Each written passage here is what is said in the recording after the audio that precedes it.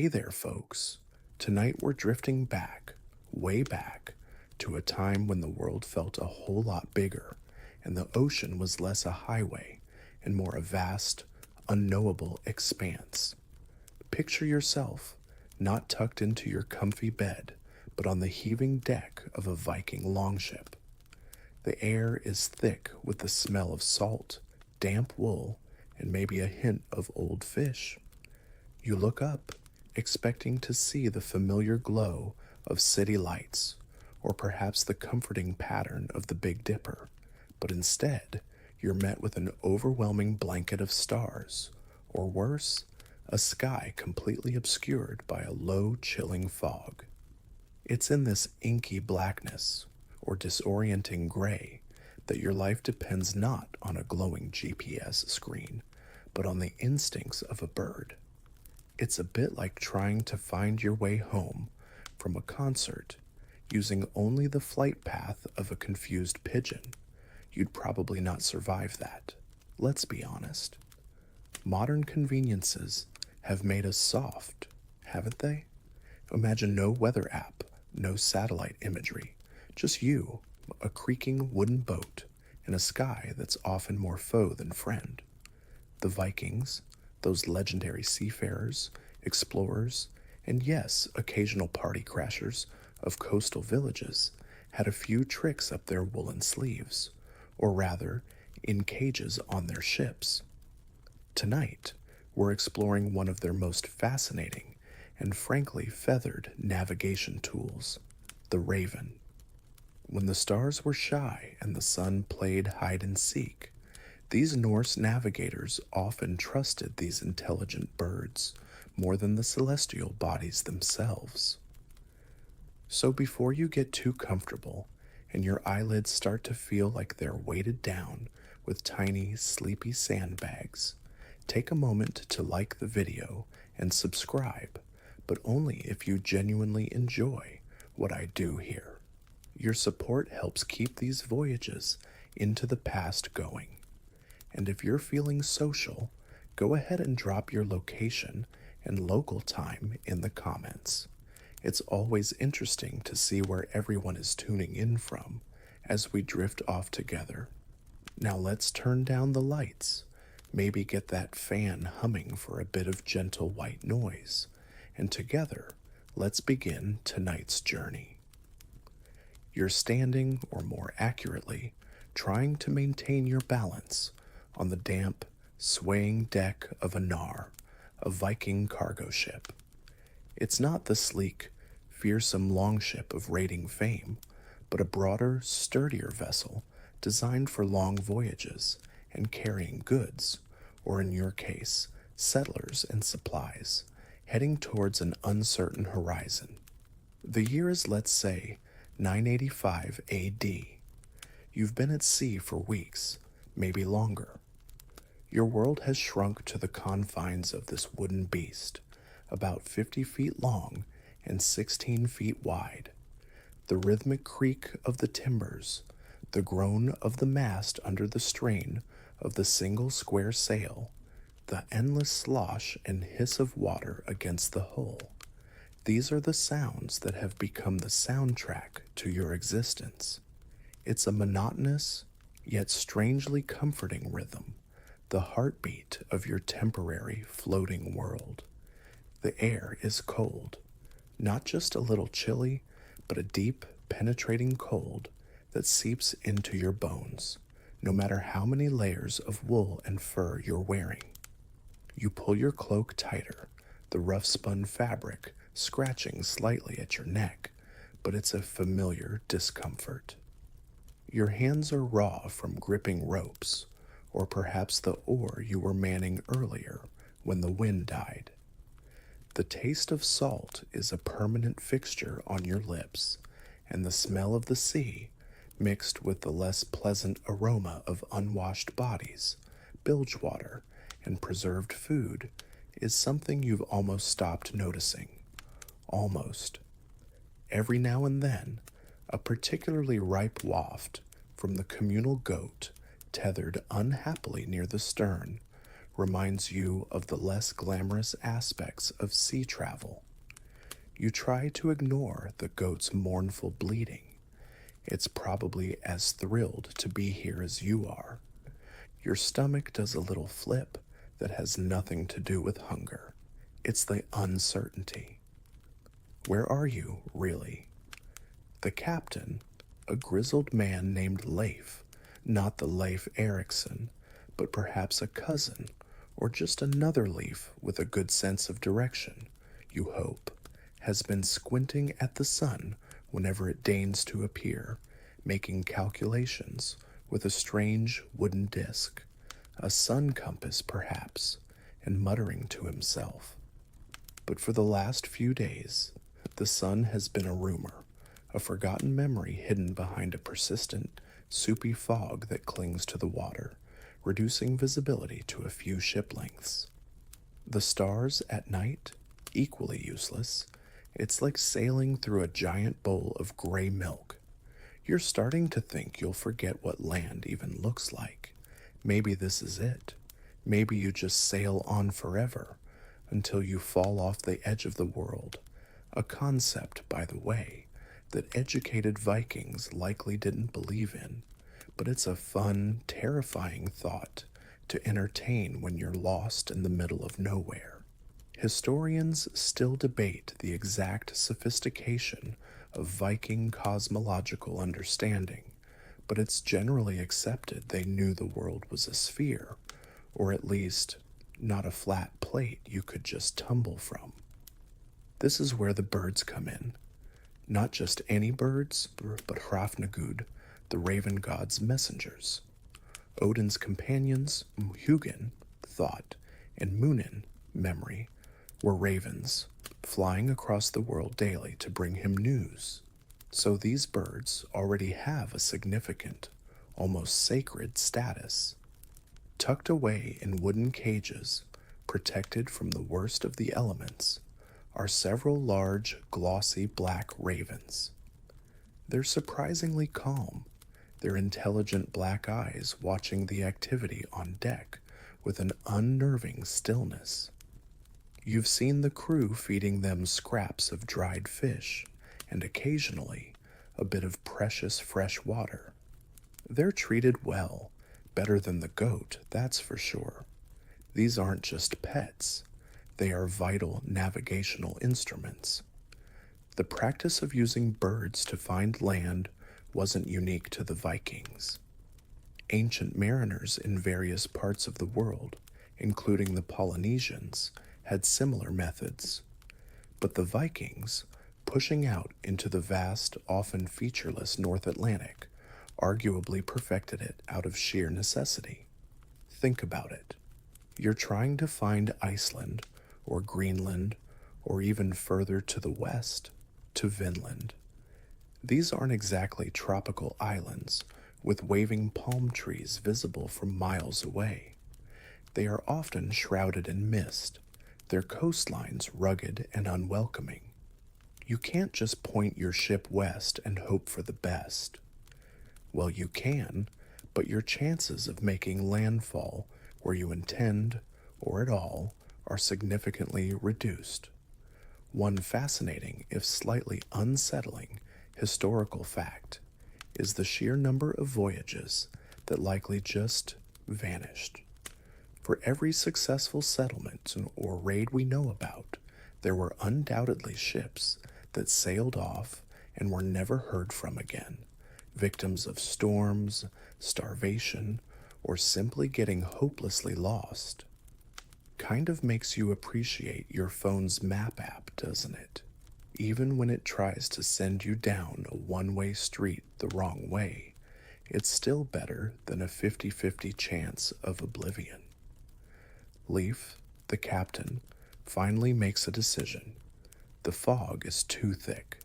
The sun is a no-show. The mood on the ship is getting as gray as the weather. He barks an order, and one of the younger crew members, a lad named Finn with an impressive, if slightly patchy attempt at a beard, carefully approaches one of the raven cages. You watch. a knot of anticipation tightening in your chest. This is it. This is how you'll know if land is near or if you're still adrift in this endless watery limbo. Finn opens the cage and with practiced hands gently takes out one of the ravens. The bird ruffles its feathers, caws once, a deep guttural sound that seems to vibrate in the damp air, then settles on Finn's gloved arm. Now here's an odd little detail about these navigational ravens. Some sagas suggest that the Vikings, particularly those on the earliest voyages to Iceland, like Hrafna Flokvilgerdarson, literally Raven Floki, would release 3 ravens. Floki, so the story in Landnámabók goes, consecrated his ravens to the gods before setting sail from Norway. The first raven he released flew back towards the Faroe Islands, from whence they had recently sailed, indicating they were still relatively close to their last known point. The second flew straight up in the air and then returned to the ship, meaning land was nowhere in sight in any direction. The third, however, flew purposefully forward to the west, and Floki and his crew followed it, eventually making landfall in Iceland. It's a neat story, but how much is poetic license and how much is standard operating procedure? Historians still argue whether this 3-raven system was a common practice or a more symbolic tale attributed to a pioneering voyage. It's plausible that on any given release, the behavior of a single bird, or perhaps 2 released at different intervals, would be enough. Leif takes the raven from Finn. He holds it aloft for a moment, stroking its sleek head, perhaps murmuring something to it, a plea, a prayer, or just a bit of encouragement. You wouldn't be surprised if there was a ritualistic element to it, given the raven's connection to Odin. Then, with a strong, upward thrust, he releases the bird. It circles the mast once, twice, its powerful wings beating against the heavy air. Everyone on deck stops what they're doing. Even the disgruntled goat seems to pause its complaining. All eyes are on that black shape against the gray sky. You hold your breath. The silence is broken only by the creak of the ship and the distant, mournful cry of a gull you can't see. Which way will it go? If it circles and returns to the ship, it means there's no land within its keen eyesight, which is considerably better than yours. It means more days, perhaps many more, of this monotonous, anxious existence. If it flies back in the direction you came from, that's even worse. It means you might have overshot or been pushed back by currents or winds. But if it strikes out purposefully in one direction and doesn't return, that's the sign you're all desperate for. It means land, land with all its promises, fresh water, food that doesn't taste of salt and thyme, and solid ground beneath your feet. The raven climbs higher, a dark speck now. It seems to hesitate, or maybe it's just surveying its options, a tiny feathered navigator assessing the vast empty canvas of the ocean. You can almost feel the collective will of everyone on board trying to push it, mentally, in the direction they hope land lies. Go on, you think. Find it for us. It's a heavy burden to place on a bird, the hopes and survival of 50 souls. You wonder if the raven feels the pressure. Probably not. It's probably just looking for a decent place to perch and maybe find a tasty fish. It's funny, isn't it? These fierce Viking warriors, capable of sailing across stormy seas and waging brutal campaigns, reduced to anxiously watching a bird. It's a humbling thought. If you were a Viking, you definitely want to be on good terms with the guy in charge of the ravens. Maybe slip him an extra piece of dried mutton at dinner. The bird makes another wide circle. Your heart sinks a little. Is it going to come back?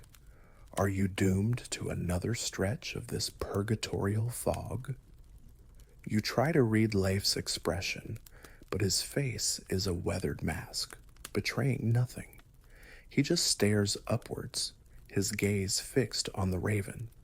This is a test of patience, a skill the Vikings must have had in abundance, alongside their more renowned fierceness. You can't rush a raven. You can't shout directions at it. You just have to trust its ancient instinct, an instinct honed over millennia to find sustenance and safety. Then it happens. The raven seems to make up its mind. It stops circling, banks slightly, and then, with decisive wing beats, flies off in a straight line towards the northwest. It doesn't look back. It doesn't hesitate. It just flies, growing smaller and smaller until it's a mere dot, and then it vanishes into the gray. A collective sigh, almost a cheer, ripples through the ship. Not too loud, mind you. It's bad luck to celebrate too early. But the tension eases palpably. Smiles crack weathered faces. Even Leif allows himself a small, grim nod of satisfaction. The northwest. That's where land lies. Or at least, that's where the raven believes land lies. And right now, the raven's belief is the most concrete thing you have. The ship's bow is slowly, painstakingly, turned by the large side rudder, the sail adjusted to catch what little wind there is, or the orders given to man the oars if the wind is entirely absent. The journey isn't over, not by a long shot. But now, there's a direction. There's hope. You lean against the gunwale, the wood cool and damp beneath your hand. The fog still presses in, but it doesn't feel quite as oppressive anymore. There's a purpose to your movement now, a destination, however unseen. You wonder what kind of land it will be. Will it be the jagged fjords of Norway, or the volcanic plains of Iceland, or perhaps the fabled green shores of a new world? The sagas are full of tales of discovery, of hardship, and of the incredible resilience of your people. People who, lacking the sophisticated instruments of later eras, learned to read the signs, the flight of birds, the color of the water, the smell of the air, the type of seaweed drifting by, the distant loom of land-based clouds. It's a complex system, a blend of keen observation, generational knowledge, and yes, a healthy dose of trusting your gut and your birds. The accuracy of this method is, of course, a subject of some academic discussion. How far could a raven reliably fly and indicate land? Land birds generally don't like flying over vast stretches of open water unless they have a good reason. A raven, with its strong flight, could certainly cover a significant distance, perhaps 30 to 50 miles, maybe even more if conditions were right and it was highly motivated, i.e., hungry or looking for a roost. It's not pinpoint accuracy by modern standards, obviously. You're not going to find a specific harbor this way, but you'll find a coastline, and in the vastness of the North Atlantic, hitting a coastline, any coastline, is a pretty good start. It's far more reliable than, say, following a particularly shiny bit of driftwood and hoping it has a good sense of direction. Oh, look, Bjorn, that piece of wood is definitely heading towards that new artisanal cheese shop they mentioned in the last saga. Probably not a winning strategy. The ship plows on, slowly, steadily, towards the northwest. The rhythm of the oars, if they are in use, becomes a meditative beat. The creak of the timbers is now a song of anticipation. you feel a strange sense of connection to that departed raven, a tiny feathered scout leading the way. It's a stark reminder of how intertwined humanity has always been with the natural world, relying on its creatures and its subtle clues for survival. Before sextants, before chronometers, before GPS, there was the keen eye of a mariner and the instinct of a bird. It's a testament to ingenuity born of necessity.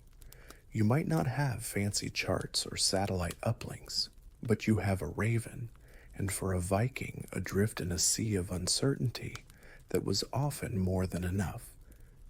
You glance over at the remaining ravens in their cages.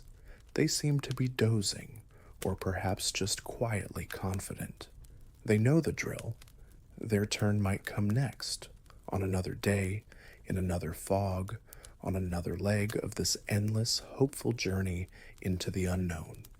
For now, you settle in, trying to conserve energy, your mind picturing that dark shape, flying true through the gray, a beacon of hope in feathered form. The journey is far from over, but for the first time in days, it feels like you're actually going somewhere. The hours, or perhaps days, blur into a sequence of gray monotony, punctuated by the small routines of shipward life. You're still heading northwest, a direction dictated by a bird that has long since vanished from your sight. You find yourself wondering about the ravens still on board.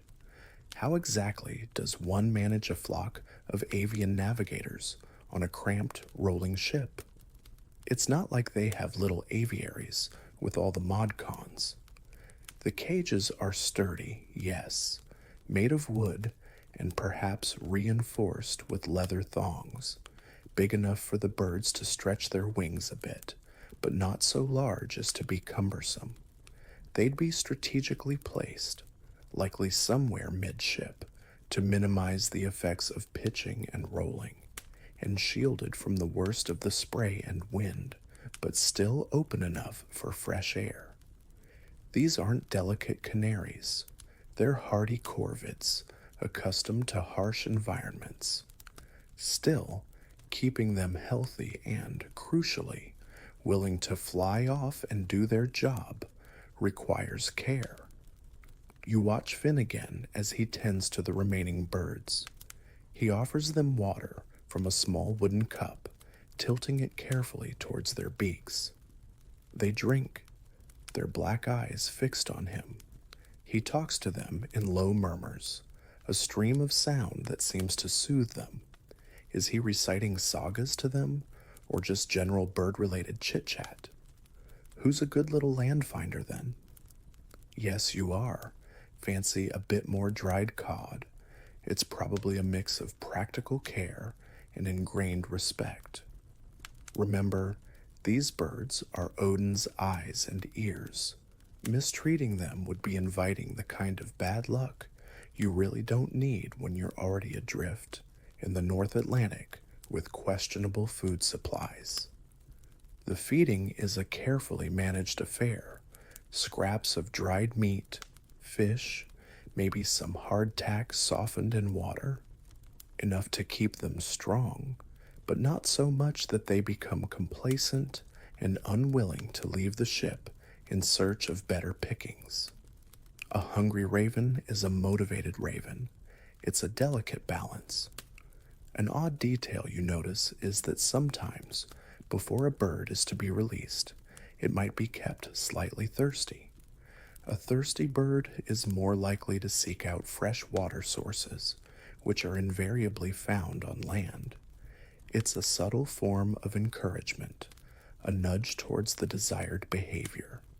There's a certain cunning to it, a deep understanding of animal behavior born from generations of observation.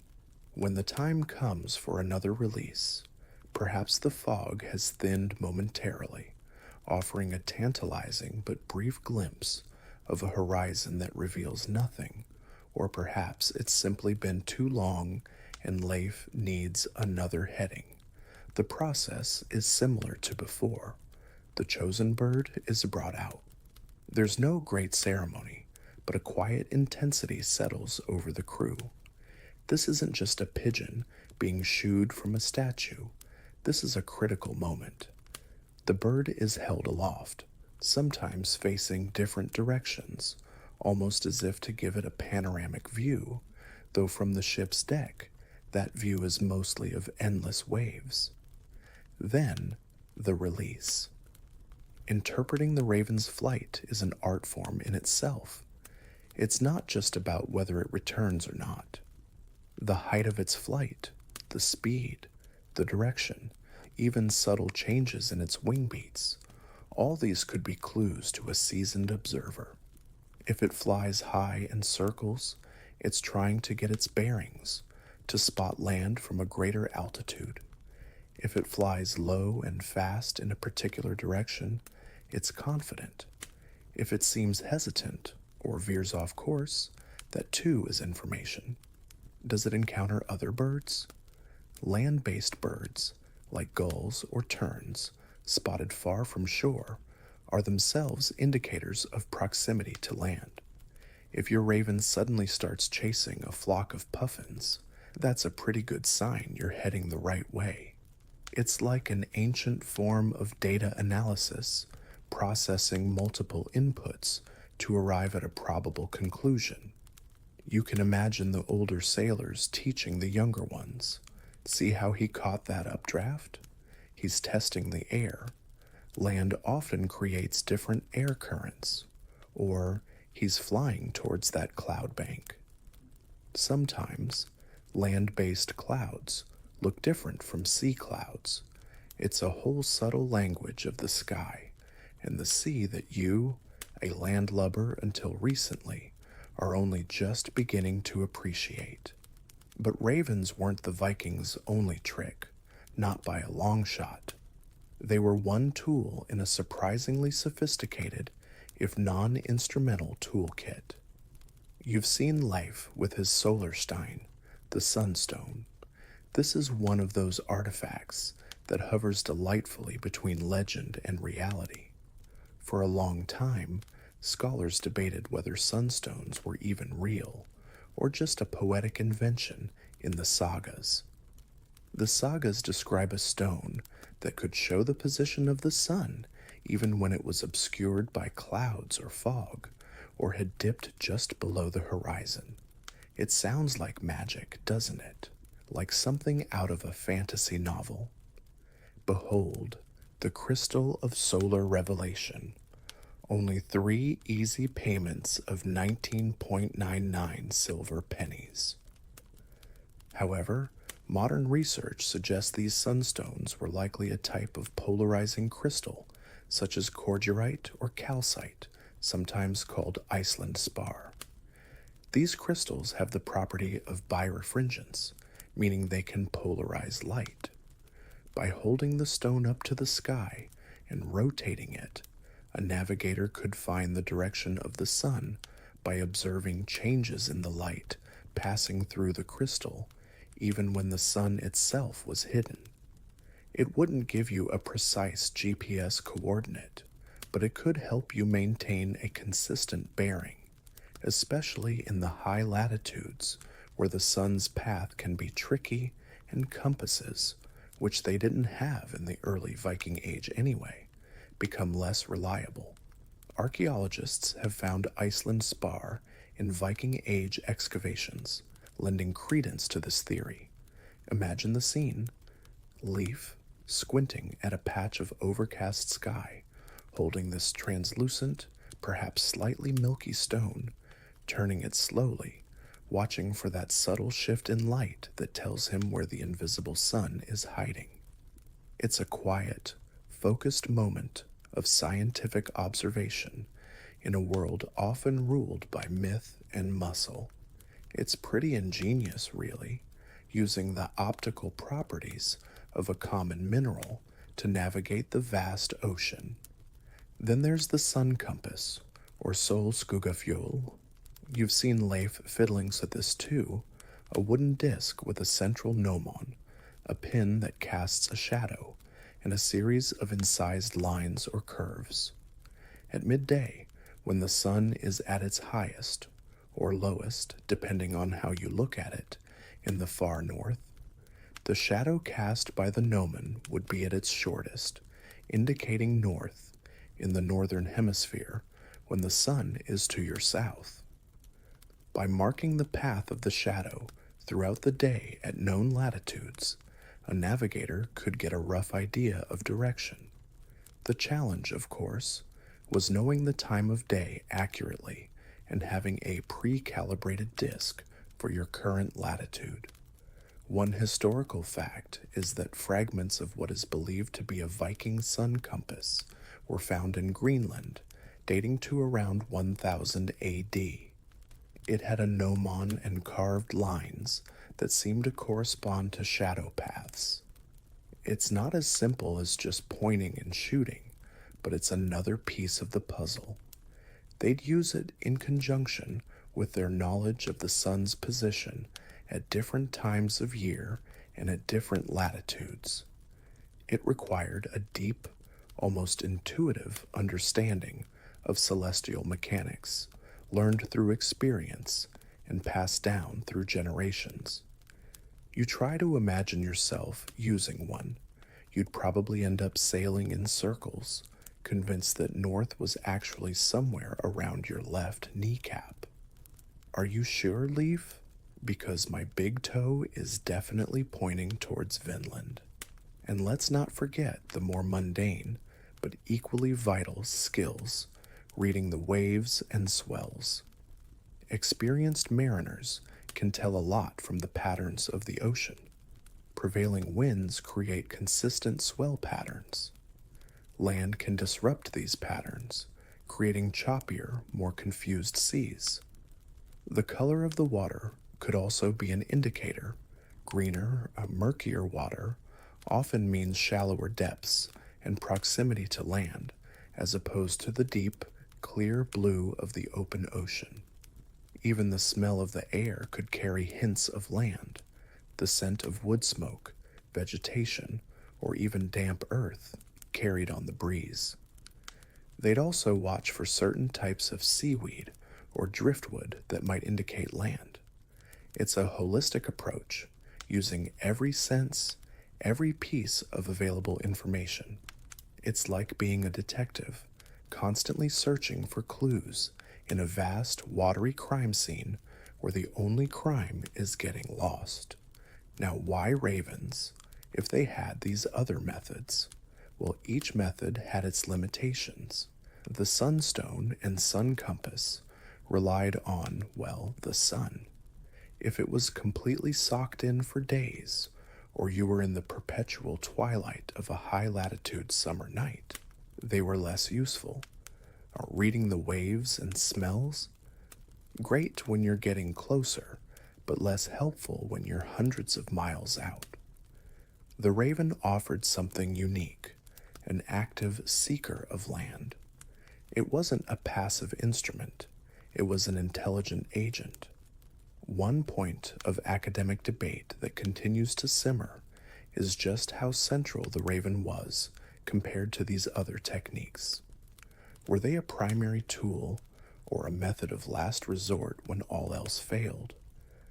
Some scholars argue that their role in the sagas might be slightly exaggerated for dramatic effect, while others maintain they were a crucial and regularly employed component of the Viking navigational arsenal, especially on those pioneering voyages into uncharted waters. The truth, as always, probably lies somewhere in between. They likely used whatever worked, and the raven was a reliable option in specific, challenging conditions. You look around at your shipmates, hardy folk, mostly farmers, fishermen, and a few craftsmen, all seeking new opportunities or escaping trouble back home. The Viking Age, roughly from the late 8th to the mid-11th century, was a period of incredible expansion. And it wasn't all just about raiding, Despite their popular image as horned helmeted, they didn't actually wear horned helmets in battle. That's mostly a 19th century invention. A fun, if slightly misleading, historical image. Berserkers. Yes, raiding happened, and it could be brutal, but a huge part of their outward push was driven by trade, exploration, and settlement. They were looking for new lands to farm, new trade routes, new resources. Think about their reach, from the rivers of Russia and the Black Sea down to Constantinople, which they called Miklagard, the great city, across to the British Isles, Normandy, Iceland, Greenland, and eventually, for a brief time, to the shores of North America, Vinland. That's an astonishing range for people in open wooden boats, relying on birds, stones, and shadows. What fueled this explosion outwards? A combination of factors: overpopulation in parts of Scandinavia, political instability, a desire for wealth and prestige, and simply an adventurous, enterprising spirit. Ship technology was key. The development of the seaworthy longship and the broader Nar allowed them to undertake these ambitious voyages.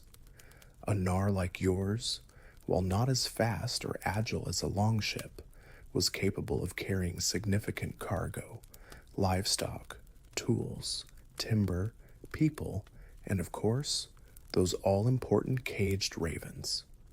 Imagine the courage, or perhaps the sheer desperation, it took to set out across the North Atlantic in such a vessel with no guarantee of landfall, no rescue services, no weather forecasts beyond what the oldest sailor on board could guess from the color of the sky. You'd have to be incredibly brave, or maybe just really sick of your noisy neighbors back in Norway. That's it, Helga. One more comment about my prize-winning lutefisk, and we're moving to Greenland. Pack the ravens. Life on board is a constant exercise in cooperation and endurance. Everyone has a role. Some handle the sail, some row when needed, some bail out the inevitable leaks. These ships were many things, but perfectly waterproof wasn't always one of them. Cooking, such as it is, mostly rehydrating dried food or making a sort of porridge, is done carefully over a stone hearth box, a precious resource of warmth and sustenance.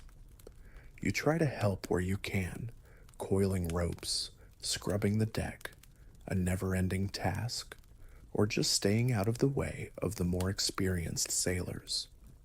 The days are long, the nights even longer if sleep eludes you, which it often does with the constant motion and the chorus of snores from your shipmates. You find yourself developing a new appreciation for simple things. A brief moment of sunshine, a slightly calmer sea, a hot drink. You recall a story an older sailor, Eric the Red-Nosed, not the Eric the Red. This one just had a prominent sniffle and a fondness for fermented berry juice, told you the other night. He claimed that on one voyage they ran out of ravens, released them all, and none found land. They were truly lost. Then their ship's cat, yes, a cat, probably on board for mousing duties, suddenly started staring intently in one direction, its ears pricked, its tail twitching. On a hunch, the captain followed the cat's gaze, and sure enough, a few days later, they sighted land. Now, is that a true story? Probably not. Cats aren't exactly known for their long-distance land-finding abilities. But it speaks to the desperation and the willingness to look for signs anywhere, in anything, when you're at the mercy of the ocean. It's a bit like when you lose your keys and start looking in the refrigerator. You know it's unlikely, but you're out of sensible options. Maybe the cat has a sixth sense for fjords. Unlikely, but a good yarn. The reliance on natural cues also meant the Vikings were incredibly attuned to their environment. They would have known the migratory patterns of birds and whales, which could also indicate land or specific sea routes. The presence of certain types of fish or seals could signal that you were over a continental shelf rather than the deep ocean. It's easy for us, in our technologically saturated world, to dismiss this kind of knowledge as primitive, but it was anything but. It was a highly developed science, albeit one not written down in textbooks, but passed on orally and through hard-won experience. One historical fact that underscores this is the incredible accuracy with which they managed to repeatedly find small, isolated landmasses like the Faroe Islands or Iceland. It wasn't just luck, it was skill, observation, and an intimate understanding of the North Atlantic world. Think about the mental map these navigators must have carried in their heads. Not a paper chart with neat lines of latitude and longitude, but a three-dimensional, dynamic understanding of currents, wind patterns, coastlines, and celestial movements. They would have memorized vast amounts of information, poetic-sounding sailing directions passed down through generations. Sail west from Stad in Norway for 7 days, keeping the sun to your port side in the afternoon until the gulls cry like they do over Bergen, then look for the 3 peaks that resemble a sleeping troll. Okay, maybe not exactly like that, but you get the idea. These directions, known as Hafgjörðingarvillur or similar, were crucial. The sunstone remains a particularly fascinating element. One odd detail surrounding it, or rather the Iceland spar associated with it, is its strong double refraction. If you place a piece of Iceland spar over text, you'll see 2 images of the letters. While this property itself isn't directly used for finding the sun, it's a distinctive characteristic of the material that would have made it stand out. Imagine a Viking child playing with a piece of this magic stone, seeing the world doubled through it. It would have seemed mystical, powerful, a gift from the gods, perhaps, which would only enhance its status as a navigational tool. It's not just a rock, it's a conduit to understanding the heavens. As the days wear on, still following that raven's long-gone flight path, you find yourself looking at the sky, the water, the remaining birds in their cages, with a new kind of attention. You're trying to see what Leif sees, what Finn sees. You're trying to learn the language of the ocean. The subtle shift in the wind, the way the waves break against the hull, the behavior of a distant petrel. These are all data points. You're still mostly clueless, of course. You wouldn't trust yourself to navigate to the ship's latrine bucket without bumping into something. But there's a growing respect, a deep admiration for the skill and knowledge that allows these people to venture so boldly into such a formidable wilderness. They are, in their own way, scientists and explorers of the highest order, using the tools and the knowledge available to them to push the boundaries of their world. And a key part of that toolkit, especially when the sky turned traitor and the sun hit its face, was the humble, intelligent raven soaring ahead, a black arrow pointing the way to an unseen shore.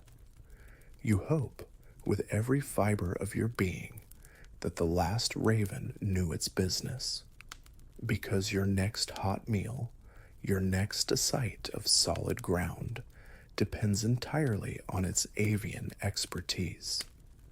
After what feels like an eternity of rocking, creaking, and the pervasive dampness that has become your constant companion, something changes. It's subtle at first. A different scent on the wind, Not just salt and fish, but something earthier. A faint, almost imperceptible hint of pine, perhaps, or damp soil. You dismiss it at first. Wishful thinking. Your mind, starved for any sign of land, is probably just inventing smells now. Next, you'll be smelling fresh bread and roasted boar, and you know that's definitely not on the menu. But then, one of the older sailors, a man whose nose is practically a divining rod for distant shores, sniffs the air with an exaggerated motion and grunts. Land, he says, with the quiet confidence of someone who has smelled it many times before. Then you see it, or rather, one of the sharp-eyed youths perched precariously on the yardarm shouts, his voice cracking with excitement. Land, land ho. Everyone who can scrambles for a view, peering into the thinning mist to the northwest. And there, faint and smudged against the horizon like a charcoal drawing, is a darker line. It's low, indistinct, but it's undeniably not ocean. As you draw closer, urged on by a renewed vigor at the oars because the wind, of course, has decided to take a nap at this crucial juncture, details begin to emerge. The dark line resolves into a rugged coastline, perhaps with cliffs or maybe low-lying hills sloping down to the water. Trees, oh bless their woody stationary souls, become visible, dark green smudges against the gray sky. It's not quite the Valhalla travel brochure, but it's solid, and that's all that matters right now. A wave of relief, so profound it almost makes your knees buckle, washes over you. The Raven was right. That feathered little navigator, released days ago, had indeed known the way. You imagine it, having fulfilled its duty, already feasting on some unsuspecting crab on the beach, or perhaps regaling local birds with tales of its daring voyage. And then I told them, Northwest lads, trust me on this one. It's a comical image, but underlying it is a deep sense of gratitude. That bird, and the knowledge of how to use it, has brought you here, to the edge of a new, unknown land.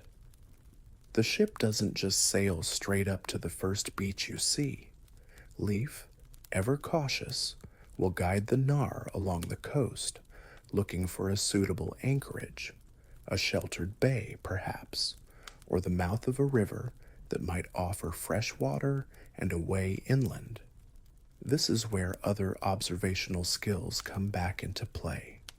Reading the currents near the shore, looking for signs of shoals or hidden rocks, judging the suitability of the landing. The Raven got you to the general postcode.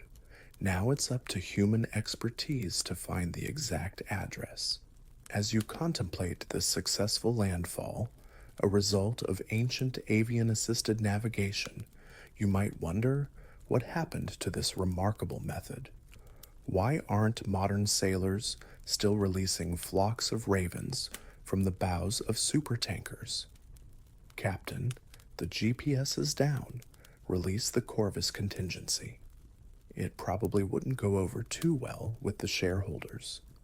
The decline of the Raven as a primary navigational tool was like most technological shifts, a gradual process driven by the arrival of even more reliable and precise methods. One of the biggest game changers, though it took centuries to become truly effective and widely adopted, was the magnetic compass. The earliest understanding of magnetism dates back to ancient times, but the first clear descriptions of a magnetic needle used for navigation in Europe appear around the late 12th and early 13th centuries. Initially, it was a very simple affair. A magnetized needle floated on a reed or piece of wood in a bowl of water. It would align itself with the Earth's magnetic field, pointing roughly north-south. This was a monumental step because, unlike the sunstone or sun compass, it didn't rely on visibility of the sun, and unlike the raven, it didn't need feeding or get tired. A historical fact is that the Vikings themselves were likely among the later adopters of the magnetic compass in Europe, partly because their existing methods worked so well in their primary areas of operation, and partly because early compasses were not always reliable in the high northern latitudes where magnetic declination, the difference between true north and magnetic north, is more pronounced and erratic. Alongside the compass came improvements in shipbuilding and, crucially, the development of more sophisticated charts and maps. As more voyages were undertaken and documented, knowledge of coastlines, currents, and prevailing winds grew. Portolan charts, appearing in the Mediterranean around the 13th century, were remarkably accurate for their time, detailing coastlines and harbors with unprecedented precision.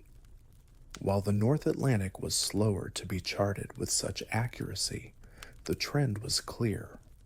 Navigation was becoming less about interpreting the subtle signs of nature and more about mathematics, measurement, and recorded data. The stars didn't go out of fashion, of course. Celestial navigation, with the help of instruments like the astrolabe, known in Europe from the 11th to 12th centuries, though developed much earlier in the Hellenistic world and Islamic Golden Age, and later the sextant, allowed for more precise determination of latitude. Longitude remained a thorny problem for centuries longer, but even knowing your latitude with accuracy was a massive advantage. So the trusty raven, while still respected and perhaps even carried on some ships for a time as a backup or out of tradition, slowly found its primary role as a navigator being usurped. It's a bit like having a really good, reliable old horse that has served you faithfully for years, and then someone invents the pickup truck. You still love the horse, but the truck is just more efficient for most jobs. You might still take the horse out for a pleasant Sunday ride, but not for hauling lumber across the county. Reflecting on this, you have to admire the sheer ingenuity and resourcefulness of the Vikings. They weren't just barbarians from the north.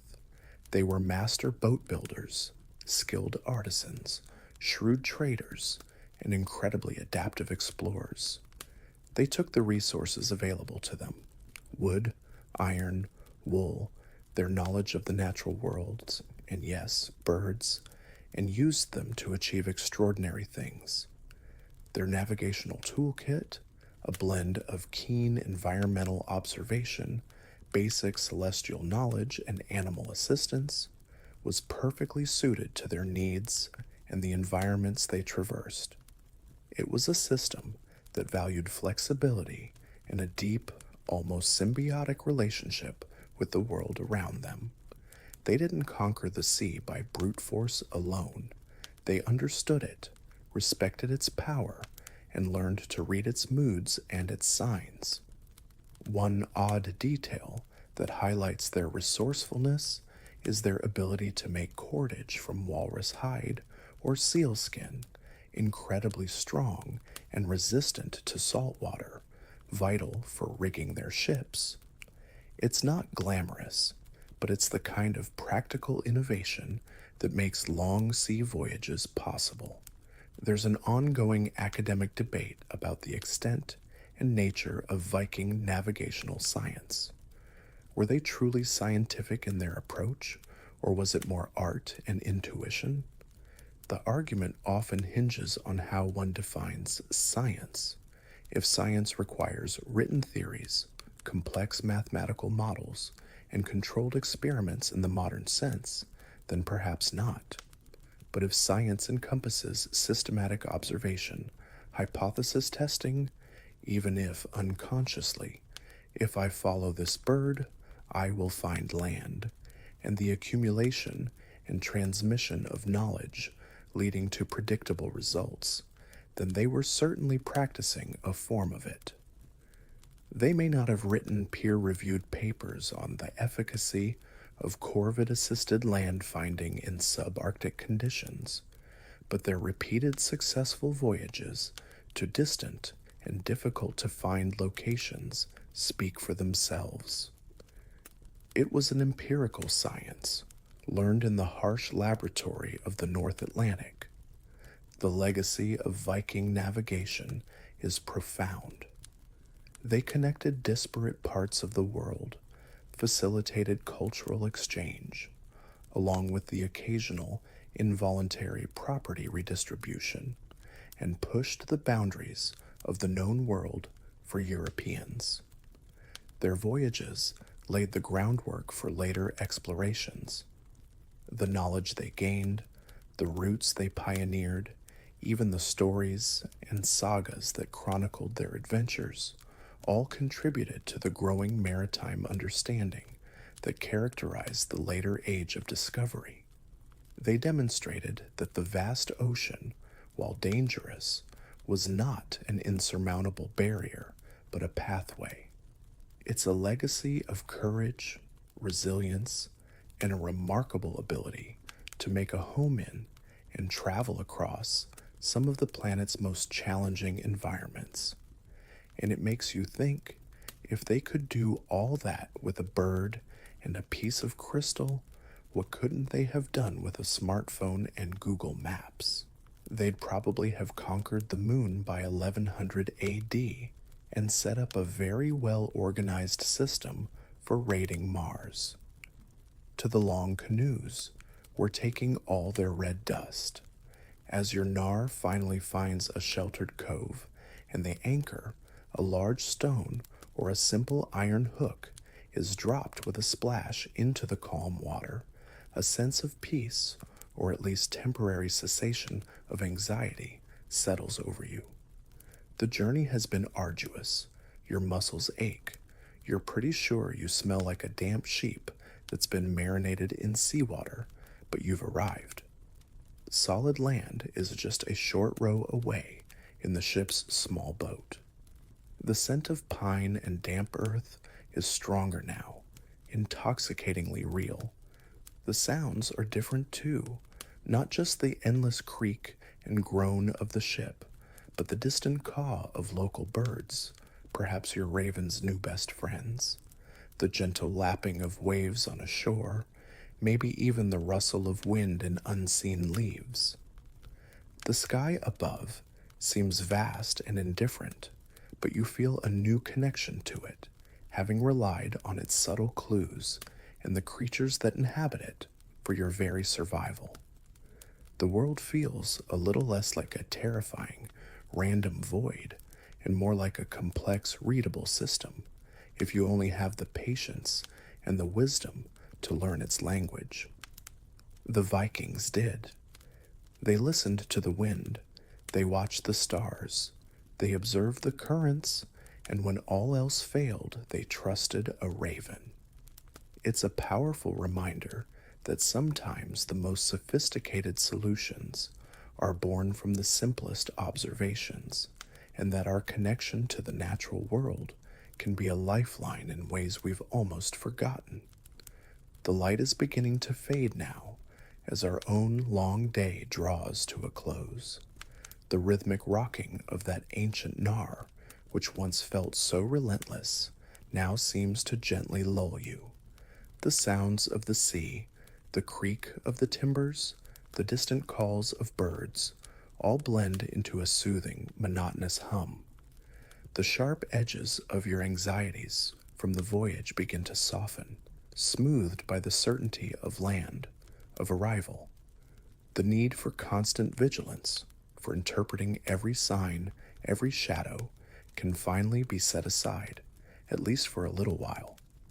Your mind, which has been racing with the possibilities of discovery and the fears of the unknown, can now begin to slow its pace, to drift, The stories of the sagas, the intricate carvings on runestones, the very landscape of the North Atlantic, all bear the imprint of these incredible journeys.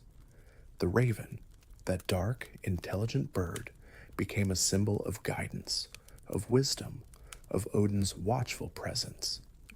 Even as compasses and charts took over the practicalities of finding one's way, the raven lingered in folklore and art, a nod to a time when the fate of a voyage could rest upon its wings. The chill of the ocean air is still present, but it's less biting now, perhaps softened by the imagined warmth of a future fire on a new shore. You can almost feel the gentle sway of the ship in a calm anchorage, a rhythmic cradle rocking you slowly, ever so slowly. The immense, dark ocean that surrounded you for so long no longer feels like a threat, but a vast, quiet blanket tucking you in. The need to navigate, to find your way, is over for tonight. You are safe, you are here, and the path to slumber is clear and easy before you. And now, as the last images of those hardy ships and their feathered guides fade into the soft darkness of your mind, it's time to let go of the oar, to release the tension from your shoulders and allow yourself to drift. The gentle lapping of unseen waves against a distant shore, the soft sigh of the wind through ancient pines, the deep, slow breath of the sleeping ocean. Let these sounds carry you. There are no more bearings to take, no more courses to plot, only the smooth, easy journey into rest.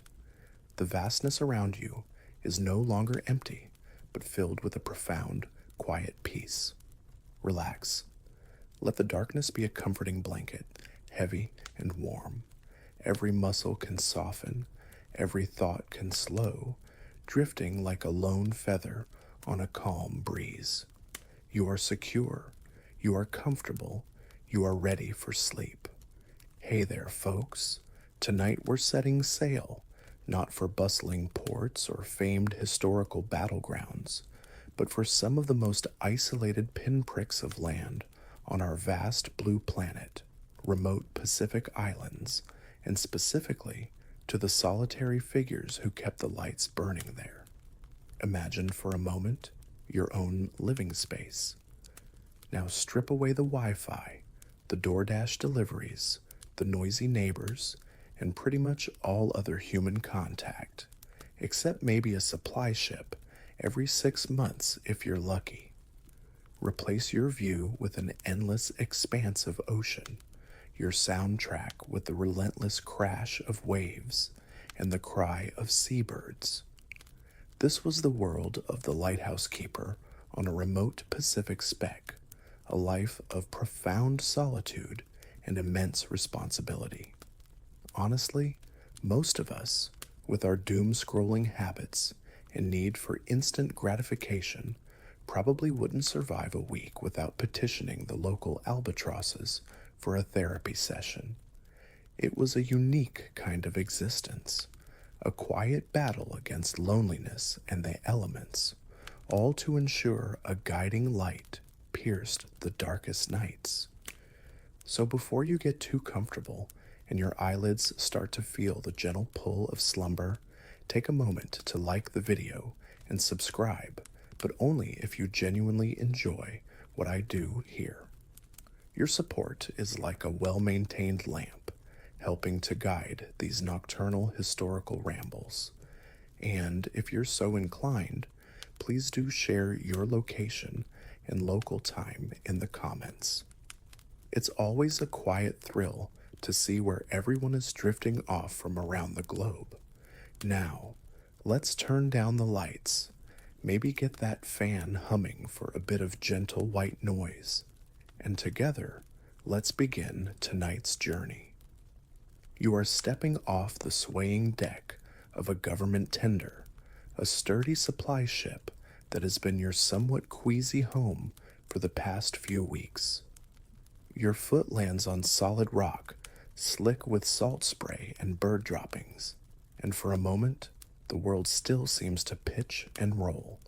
Before you stands your new home, your new world, a stark white tower piercing the often gray sky of this remote Pacific island. Let's call it Albatross Rock, or something equally evocative of its wild, isolated nature. The year is, let's say 1902. The air is thick with the cries of thousands of seabirds, terns, boobies, perhaps the occasional majestic albatross that gives your new island its fictional name. The smell is a potent cocktail: salt, damp stone, the metallic tang of guano, and a faint underlying scent of kerosene that will soon become as familiar to you as the smell of your own skin. The outgoing keeper, a man whose face looks like a weathered map of the island itself, gives you a curt nod. His eyes have that far-off look you'll soon come to recognize, perhaps even adopt. He doesn't say much. Words are a precious commodity out here, or maybe he's just eager to get on that ship and back to a place where conversations involve more than just a nod and the occasional shouted word over the wind. You watch as he clambers aboard the tender, his few worldly possessions in a simple sea chest. There's no grand farewell, no lingering goodbyes. The service demands a certain stoicism. Then, with a blast of its horn that scatters 1,000 protesting birds into the air, the ship steams away, shrinking on the horizon until it's just another smudge between the sea and the sky, and then gone. Now you are truly alone, or perhaps you're one of a pair or a small team of 3. Some of the more vital stations had multiple keepers to share the load, and presumably to keep each other from starting philosophical debates with the foghorn. But even with a companion or 2, the isolation is profound. Your nearest neighbors are fish, and the next human beings are hundreds, maybe even thousands, of nautical miles away. You take a deep breath. This is it. Your life for the foreseeable future will revolve around that tower and its brilliant, life-saving light. Your primary responsibility: to keep that lamp burning every night from sunset to sunrise, no matter what. Storms, sickness, soul-crushing loneliness, the light must not fail. It sounds dramatic, like a line from an old maritime movie, but it was the literal truth. Ships laden with cargo, passengers, and mail relied on your diligence to avoid wrecking themselves on the treacherous reefs that likely fringe this isolated outpost. You begin the trudge up the winding path, or perhaps a series of steep stone steps leading to the lighthouse tower and the attached keeper's dwelling.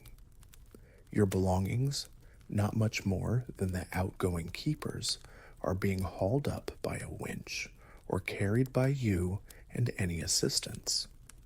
The dwelling is Spartan but solid, built of stone or thick timber, designed to withstand the ferocious gales that regularly sweep across these remote parts of the ocean.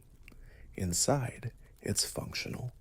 A small kitchen with a wood or coal-burning stove, a living area, a couple of small bedrooms. Furniture is minimal and sturdy. There are shelves for books, if you were wise enough to bring them, and perhaps a space for any hobbies you might cultivate to keep the encroaching silence at bay. You might find remnants of previous keepers, a faded photograph tucked into a drawer, a well-worn pack of playing cards, a collection of shells on a windowsill, little ghosts of routines past. The first order of business is to familiarize yourself with the heart of your new domain, the lamp itself. You climb the winding iron staircase within the tower, the steps ringing with a hollow metallic sound. Round and round you go, up towards the lantern room. This isn't just some glorified shed with a big light bulb. Oh no. You're likely dealing with a magnificent Fresnel lens, a marvel of 19th century optics. Invented by Augustin Jean Fresnel, these lenses, made of intricate rings of precisely cut glass prisms, could concentrate the light from a relatively modest flame into a powerful, far-reaching beam. A historical fact, some of these lenses were enormous, standing taller than a person, and were assembled piece by piece within the lantern room, each prism carefully polished and aligned. They were, and still are, works of art as much as pieces of vital equipment. Your predecessor would have given you a swift but thorough handover. The lighting procedure, the winding of the clockwork mechanism that rotates the lens, if it's a flashing light, giving it its unique characteristic that mariners would recognize. The trimming of the wicks for the oil lamp, likely a multi-wick kerosene burner, the constant, meticulous cleaning of the lens and the lantern room glass. Soot on the lamp chimney, dust on the prisms, even the smear left by a suicidal moth could significantly dim the light's intensity and reduce its range. Your days will be a rhythm of cleaning, polishing, maintaining, checking, and rechecking. It's not a job for the slapdash. A forgotten task, a moment of carelessness could have disastrous consequences miles away at sea. You can almost hear the old keeper's gruff voice. She's your mistress, this light. Treat her well, and she'll treat the sailors well. Neglect her, and she'll bring ruin. Sounds a bit like he needed a holiday, or maybe a less demanding inanimate partner. The routine begins almost immediately. As dusk approaches, you ascend the tower. You check the fuel level in the lamp. You trim the wicks to ensure a clean, even burn. You polish the lens one last time with a soft cloth, your breath misting on the cool glass. Then, as the sun dips below the vast Pacific horizon, painting the sky in fleeting, glorious colors that few others will witness with such solitude, you strike a match. The flame catches, small at first, then grows as you adjust the wicks. You carefully place the chimney back on, and the light within the intricate cage of prisms begins its nightly vigil. If the lens rotates, you wind the heavy weights of the clockwork mechanism, a task that often required considerable physical effort, like winding a giant, luminous grandfather clock. The rhythmic tick-tock of that mechanism, the gentle hiss of the burner, these will become the familiar sounds of your nights. Then you watch. From the lantern room, you have a panoramic view of the endless, darkening ocean. Your light sweeps out, a reassuring finger of brilliance in the immense blackness. You are a tiny, steadfast point of vigilance in a world of wild indifference. The responsibility weighs on you, but there's also a sense of profound purpose. You are the guardian of this light, the protector of those at sea. It's a lonely job, but it's an important one. And sometimes, you imagine, it feels like you're the only person left in the entire world, with only the stars and your sweeping beam for company. A bit dramatic, perhaps, but after a few months of seeing nothing but water and birds, you might start to believe it. Is anyone out there? You might whisper to the lamp, just for the sound of a voice. Don't worry, lamp, I'm here. We've got this. Life settles into a pattern dictated by the sun and the lamp. Daytime hours are for maintenance, cleaning, repairs, and any personal chores. You might have a small vegetable patch if the island's soil and climate permit, a constant battle against salt spray and hungry seabirds. Fishing from the rocks could supplement your diet of tinned goods and salted meat delivered by that infrequent supply ship. An odd detail you might discover is the creative ways keepers found to preserve food or make the monotonous supplies last. Perhaps a carefully guarded sourdough starter passed down from keeper to keeper, or a surprisingly effective method for drying fish in the relentless wind. Resourcefulness is not just a virtue here, it's a survival skill. The weather is your constant companion, and often your adversary. Bright, calm days are a blessing, allowing for outdoor work and perhaps a moment to simply sit and watch the waves. But the Pacific is also known for its sudden, violent storms. The wind will howl around the tower like a banshee, rattling the windows of your dwelling, sometimes for days on end. Rain will lash down in horizontal sheets, and massive waves will explode against the cliffs below, sending spray high up towards the lantern itself. During these times, your anxiety for the light intensifies.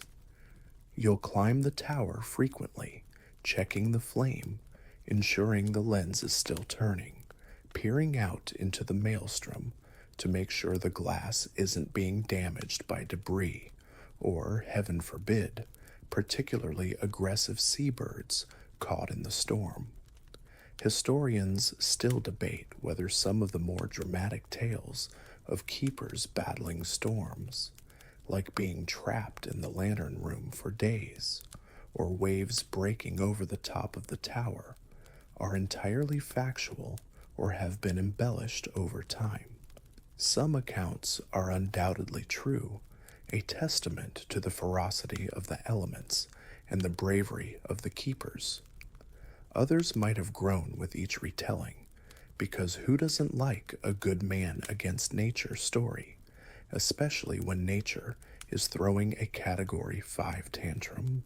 Mail Day, the arrival of the supply ship, is the biggest event on your calendar, marked weeks, maybe months in advance.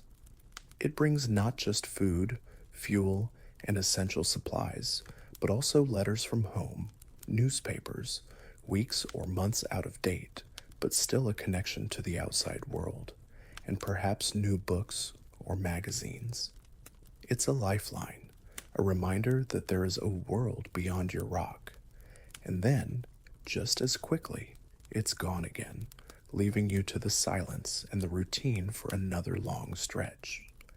The elation of its arrival is often followed by a renewed sense of isolation when it departs.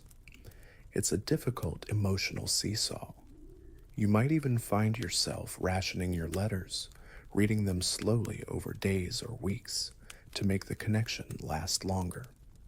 Okay, paragraph 3 today, and tomorrow, the thrilling adventures of Aunt Mildred's prize-winning marmalade. Every little bit helps. The solitude works on you in strange ways. You might find yourself talking to the seabirds, giving them names, inventing personalities for them. Or perhaps you develop an intense focus on your hobbies, intricate model shipbuilding from driftwood, writing poetry, learning to play a musical instrument, much to the chagrin of any nearby seals, or becoming an expert on the local flora and fauna, which mostly consists of barnacles and very opinionated gulls. Keeping your mind occupied and stimulated is as important as keeping the lamp fueled. The greatest danger, apart from a rogue wave or a failing lamp, is the slow creep of melancholy, the madness of the lighthouse that sailors sometimes spoke of. It's probably an exaggeration in most cases, but the psychological toll of such profound and prolonged isolation was undoubtedly very real. You try to keep a journal, not just for official log entries about weather and lamp performance, but for your own thoughts, a silent companion in your solitary world. The pages fill with observations, frustrations, small joys, and the ever-present rhythm of the sea and the light. The sun climbs, a fierce white disk in the vast Pacific sky, and your official duties for the night are over. But a keeper's work is never truly done. After extinguishing the lamp, a process that involves carefully turning down the wicks, perhaps capping the burner to prevent fuel evaporation, and then drawing heavy curtains around the precious lens to protect it from the sun's direct rays, which could cause cracks or even act like a magnifying glass and start a fire. Your daytime routine begins. First, there's the cleaning. Oh, the cleaning. The lantern room is your temple, and the lens its sacred relic.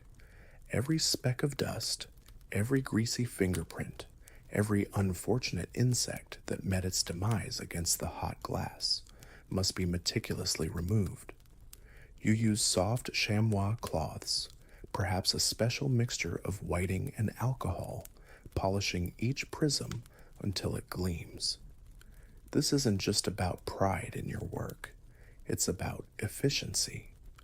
A clean lens transmits the maximum amount of light, pushing its beam further out into the ocean, potentially saving lives that are miles away. You might even find yourself humming a little tune as you work, a repetitive sea shanty of your own invention, perhaps about the existential angst of a barnacle or the socio-political views of the local puffin colony. Oh, the puffin on the cliff top. He thinks taxation's theft. Keeps the spirits up, you see. Then there's the machinery. If your lighthouse has a rotating beam, the clockwork mechanism needs daily attention. Heavy weights, suspended in a shaft running down the center of the tower, drive the gears that turn the lens carriage. These weights must be wound back up to the top, a physically demanding task, sometimes involving a large hand crank. You listen for any unusual grinding sounds, any hitches in the smooth rotation. A seized mechanism is a disaster. You oil the gears with a specific, high-quality lubricant, ensuring everything moves with whisper-quiet precision. It's like being the caretaker of a giant, luminous, and incredibly vital watch. One historical fact is that many of these intricate clockwork mechanisms were masterpieces of Victorian engineering, built with such precision and durability that some continued to function for over a century with proper care. They were designed to be incredibly reliable, because out here, you couldn't just call a repairman if something went awry. You were the repairman. Your living quarters also demand attention. Sweeping, scrubbing, mending clothes, preparing food, the mundane tasks of existence continue, even on a remote rock. Supplies are precious. Every tin of bully beef, every bag of flour, every biscuit is inventoried and carefully rationed. You might spend part of your day tending that small, wind-battered garden, coaxing a few hardy vegetables like potatoes or kale from the reluctant soil. Fresh food is a luxury, a welcome break from the monotony of preserved rations. You learn to be incredibly inventive with limited ingredients. Who knew there were 57 ways to prepare tinned sardines? You're about to find out. Number 34. The sardine surprise with a side of existential dread is a particular Tuesday favorite. And then there's the official paperwork, the logbook. Every day, you record the weather conditions, wind speed and direction, barometric pressure, cloud cover, visibility. You note any unusual occurrences, ships sighted, a rare event, whale migrations, particularly fierce storms. You log the amount of oil consumed by the lamp, the times it was lit and extinguished, any maintenance performed. This logbook is not just your personal diary, it's an official government document, a record of your diligence and the station's performance. These logs, many of which still exist in archives, provide invaluable data for historians studying maritime conditions, lighthouse operations, and even climate patterns of the past.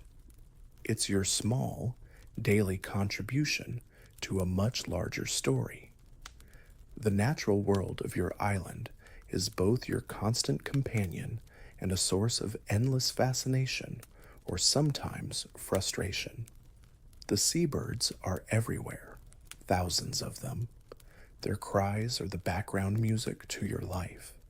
You learn to distinguish the calls of different species. You observe their nesting habits, their squabbles, their incredible feats of flight. Sometimes they're a nuisance, leaving their mark on your clean lantern glass or trying to steal your precious vegetables. An odd detail that keepers on some Pacific islands reported was the sheer density of bird life, making it difficult to even walk in certain areas during nesting season without inadvertently stepping on eggs or chicks. Some keepers even built covered walkways to protect themselves and their paths from the constant aerial bombardment of guano. It's like living in an Alfred Hitchcock movie, but with more guano and fewer tippy hedrons. The ocean itself is a living entity.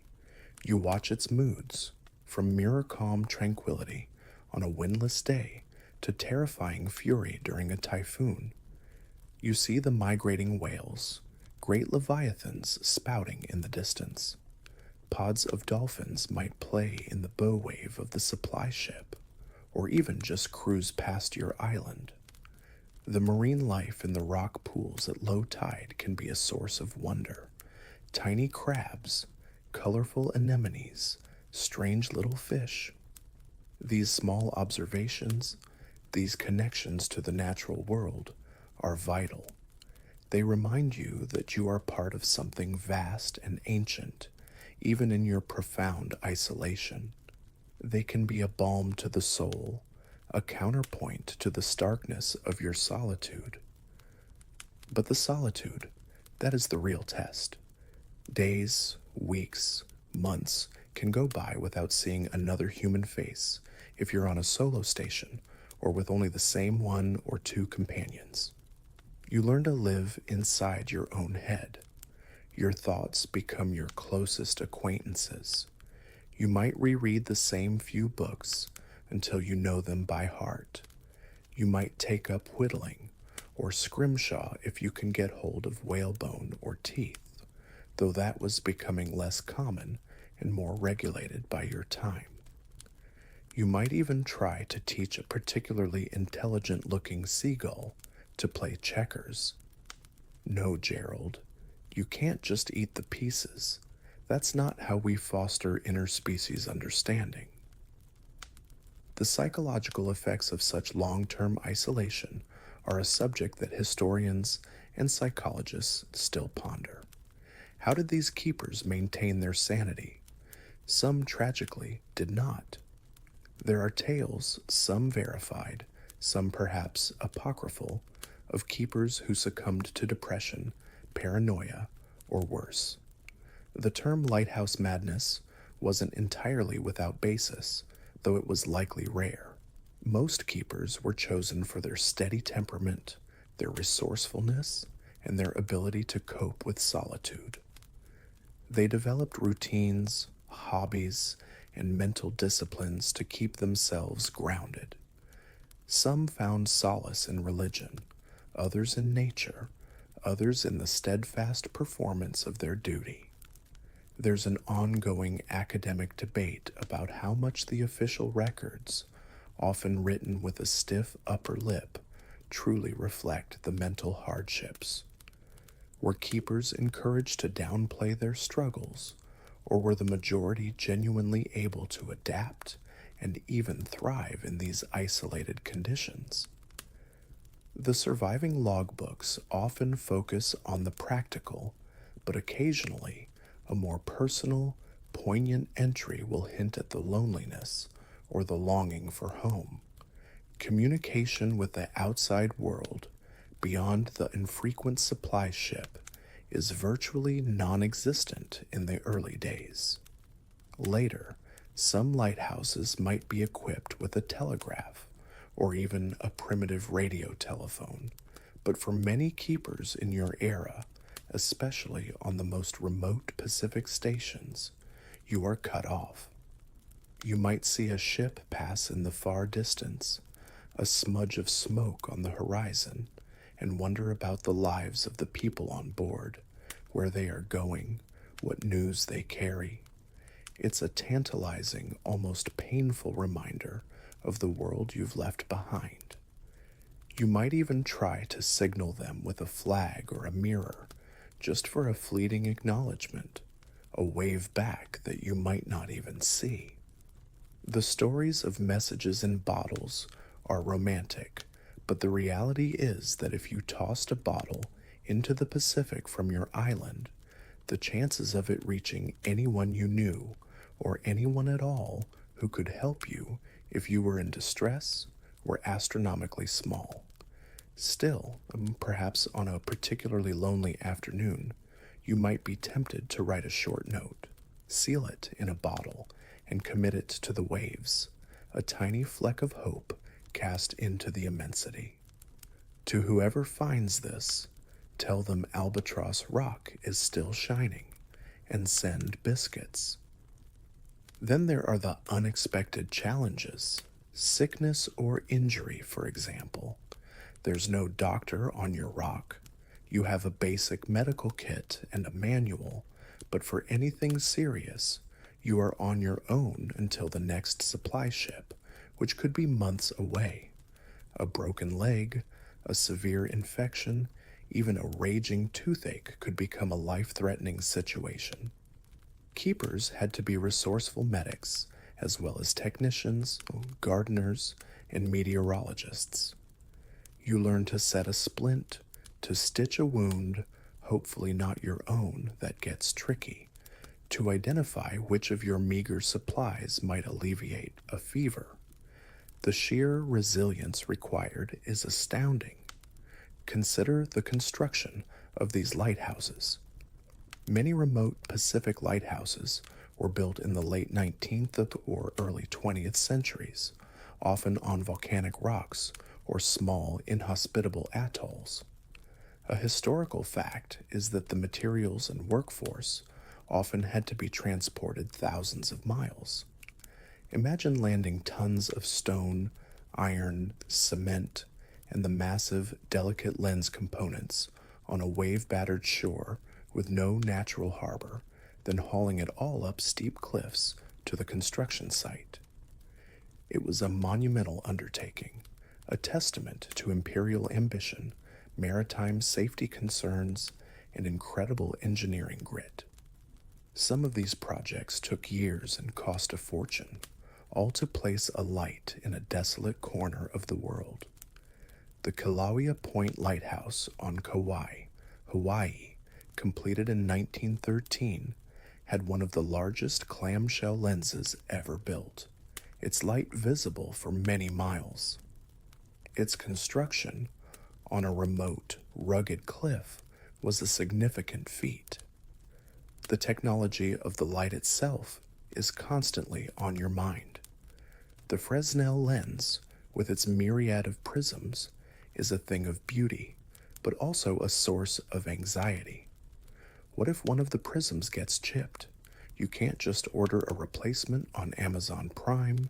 You'd have to note it in the log, perhaps attempt a temporary repair if it was affecting the beam, and then wait months for a specialist to arrive with a replacement part, if one was even available. The lamp itself, whether it's an argon-style oil lamp or a more advanced incandescent oil vapor IOV lamp, which burned vaporized kerosene under a mantle producing a much brighter light, requires constant fiddling. Wicks need trimming just so, Fuel pressure in an IOV system needs to be maintained, mantles are fragile and can break. You become intimately familiar with every gurgle, hiss, and flicker of your particular apparatus. You can probably diagnose a problem by sound alone, like a seasoned mechanic listening to an engine. Ah, that faint wheezing sound, that means the number. 3 Mantle is about to throw a diva fit and go dark. Better have a spare ready. The weather remains your most formidable and unpredictable foe. You learn to read the sky, the sea, the behavior of the birds, to get some warning of an approaching storm. When a real tempest hits, it's an awe-inspiring and terrifying experience. The tower, though built to withstand incredible forces, will seem to groan and shudder around you. The wind screams, a physical pressure against the lantern glass. Waves might crash against the base of the tower, sending tremors up through the stone. Your main concern, always, is the light. You might have to stay in the lantern room for hours, even days, ensuring the lamp stays lit, that the lens continues to rotate, that the glass isn't shattered by flying debris or particularly large waves. There are accounts of keepers having to melt snow or ice off the outside of the lantern glass in colder climes, but here in the Pacific, it's more likely to be torrential rain obscuring the beam, or the sheer force of the wind threatening to extinguish the flame or damage the vents. It's in these moments that the keeper earns their pay and their reputation. It's you against the storm, with the lives of unknown mariners hanging in the balance. No pressure, right? Amidst all this, there are moments of profound beauty and peace.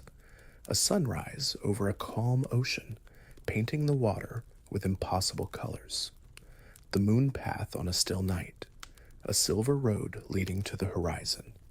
The intricate patterns of frost on the lantern glass on a surprisingly cold morning.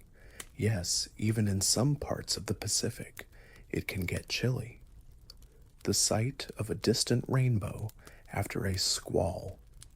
These are the rewards, the moments that etch themselves into your soul and perhaps make the loneliness a little more bearable. You are a privileged witness to the raw, unfiltered beauty of the planet, a beauty that few ever experience with such intensity and solitude. You might even develop a philosophical bent. What is the meaning of one small light in such a vast darkness? Perhaps it's everything. Perhaps it's a metaphor for hope, for perseverance, for the stubborn human refusal to simply surrender to the overwhelming forces of nature or despair. Or maybe it just means ships are less likely to hit your particular rock. Depends on how much sleep you got. Years pass. The rhythm of the lamp, the tides, and the infrequent supply ship becomes the rhythm of your life. Your face, like that of the keeper you replaced, now mirrors the weathered rock of the island. Your hands are calloused from winding the clockwork, tending the garden, and gripping the rails of the tower against the Pacific gales. You've seen more sunrises and sunsets over an empty ocean than most people see in a dozen lifetimes. You know every creak of the tower, every cry of the local seabird dialect, every nuance of the changing weather. You've become a part of this place, as much as the lighthouse itself. Perhaps you've even outlasted a few generations of the more boisterous gulls, who still haven't learned the rules of checkers, by the way. Gerald's great-grandson, Archibald, is proving to be just as much of a cheater. But the world beyond your isolated rock is changing. Whispers of these changes arrive with each supply ship in newspapers that are months old, but still speak of new inventions, new ways of doing things. You hear talk of brighter, more efficient electric lamps replacing the old oil burners in mainland lighthouses. You read about automatic mechanisms that can light and extinguish lamps or even rotate lenses without human intervention. At first, it seems like a distant rumor, something that applies to those busy, crowded places, not to your steadfast, manually operated sentinel in the vast Pacifics. Your routine, so deeply ingrained, feels immutable, eternal. Automatic, you say? What's it gonna do? Argue with the pelicans for fish? I think not. Then one day, the supply ship brings more than just beans and mail. It brings engineers, men with blueprints and unfamiliar tools. They talk about modernization, efficiency, unmanned operation. These words hang heavy in the salty air, feeling alien and a little threatening to your well-ordered universe. They are here to survey, to plan for the automation of your light, the one you've tended with such devotion for so many years. It's a strange feeling, a mixture of, perhaps, a faint curiosity and a much larger sense of impending obsolescence. You're like a highly skilled village blacksmith watching the first Ford Model T rattle down the main street. Impressive, sure, but what does it mean for your well-honed skills with the hammer and anvil? The process of automation, when it finally begins in earnest, is a period of disruption. New equipment is landed: generators, batteries, electric lamps, complex control panels. The familiar scent of kerosene begins to fade, replaced by the faint, sharp smell of ozone from electrical machinery. The rhythmic tick-tock of the old clockwork mechanism might be silenced, replaced by the hum of an electric motor, or in some cases, the original mechanism is cleverly adapted. One historical fact is that many original Fresnel lenses, masterpieces of craftsmanship, were often retained during automation, their optical brilliance still unsurpassed. New light sources were simply fitted within them. It was a nod to the enduring quality of that 19th century technology, even as the means of powering and controlling it changed. You watch these changes with a detached interest, or perhaps a quiet sadness. You might even be asked to assist, your intimate knowledge of the tower and its quirks still valuable. But you know your time here is drawing to a close. The era of the solitary keeper, the romantic figure battling the elements with oil and wick, is waning. The light will continue to shine, perhaps brighter and more reliably than ever before, but it will no longer need your constant, personal tending. It will be a machine, efficient and tireless, but without a human heart beating within its stone walls. The arguments for automation are, of course, logical. It's safer for personnel, no more lives risked on remote, storm-battered rocks. It's more cost-effective in the long run, and the new lights, often monitored remotely, can be incredibly reliable. But something is lost too. The human connection, the stories, the quiet dedication of generations of keepers. Historians still debate the full impact of automation on maritime safety and the communities that grew up around lighthouses. While automation increased reliability in many ways, some argue that the absence of a resident keeper meant that localized, unexpected problems, or the ability to provide immediate assistance or observation in a crisis, were diminished. It's a complex equation of progress versus tradition. An odd detail from the period of transition is that some keepers having spent decades in profound isolation, found it incredibly difficult to readjust to life on the mainland.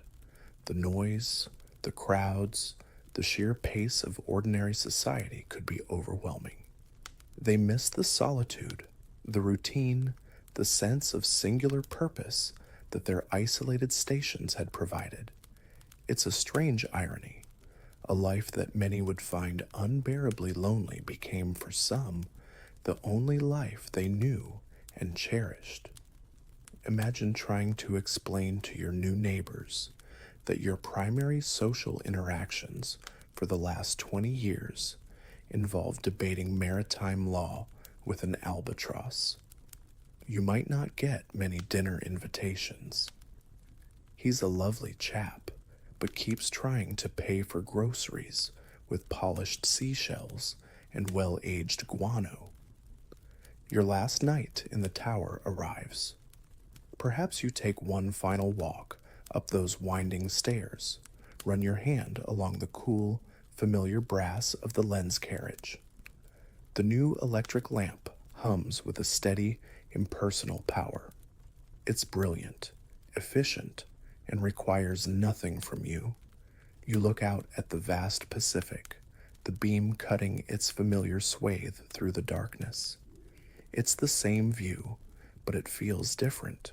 Your role as its guardian is over. It's a bittersweet moment. A sense of pride in a job well done, mixed with the melancholy of parting from a life that has, in its unique way, defined you.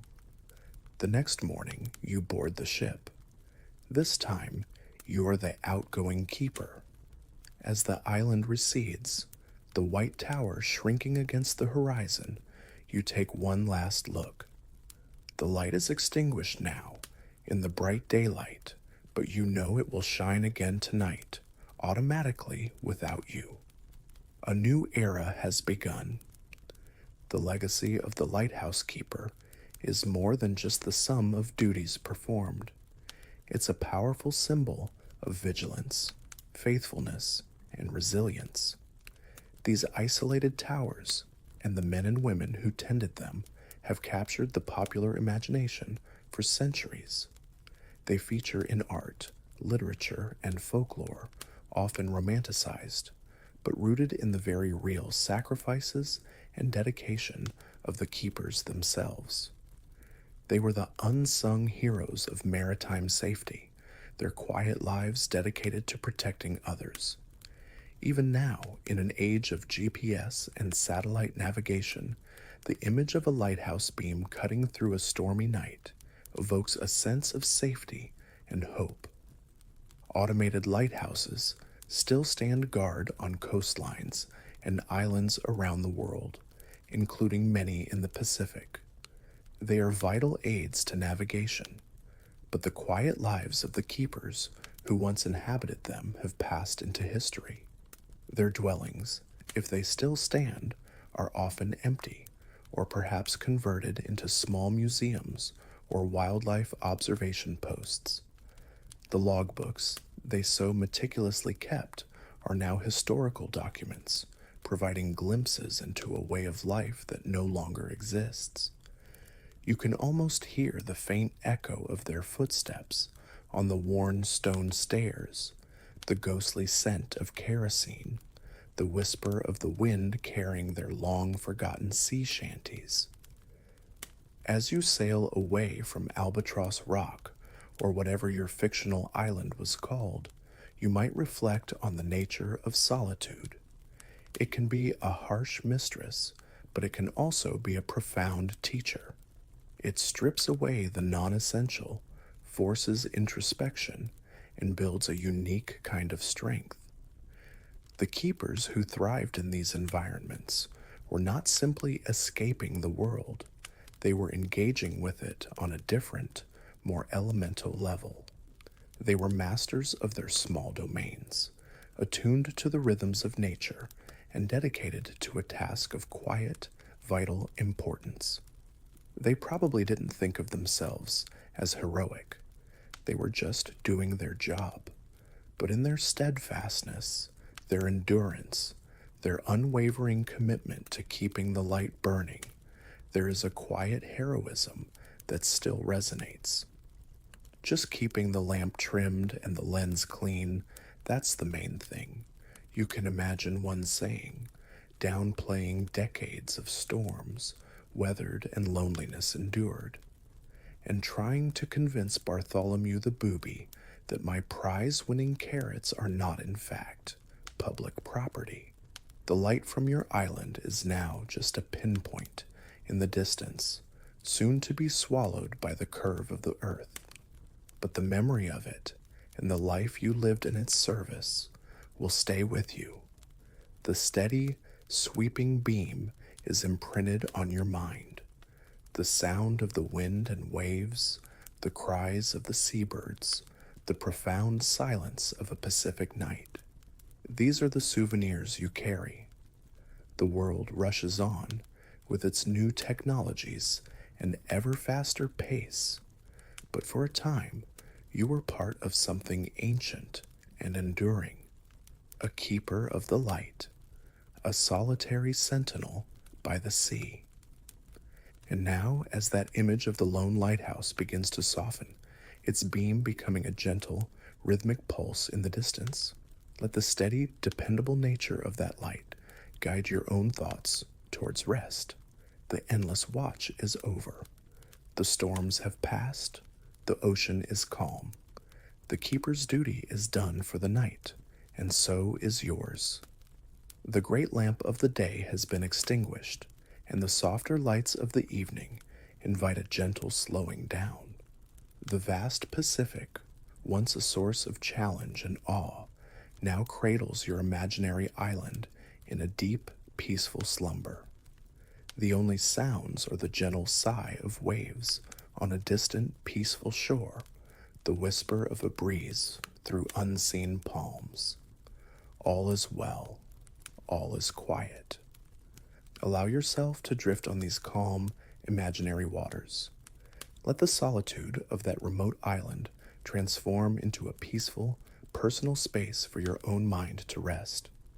There are no duties to attend to, no alarms to set, only the gentle, rhythmic pulse of quiet. The light that once warned mariners now simply illuminates a gentle path to your own deep, restful sleep. Every breath is a soft wave, rising and falling, carrying you further into tranquility. The vastness is no longer empty, but filled with a comforting stillness. Relax every muscle, release every thought, and sink into the deep, soft quiet that awaits.